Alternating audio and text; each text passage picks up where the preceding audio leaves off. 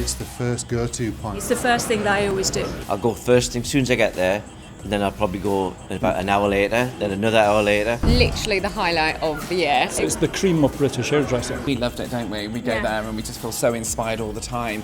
It's inspirational, it's motivational. Particularly for young hairdressers, it's probably one of the most important things you could do at the beginning of your career.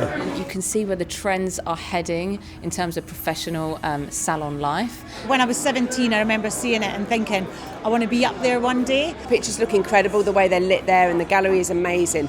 But you also have a chance to kind of appreciate your peers' work. And just admire all that amazing work that people have put in through the year.